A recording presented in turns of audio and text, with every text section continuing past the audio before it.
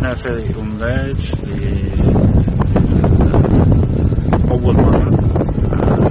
معلوم أن البحر الأحمر من أجمل مناطق في المملكة العربية السعودية، والبحر الأحمر تمتاز بتنوع بيولوجي. اليوم أريد أن أرى أو أقوم برحلة بالسفينة لأرى التنوع البيولوجي. أنا معجب ببرنامج الحكومة السعودية تجاه المياه.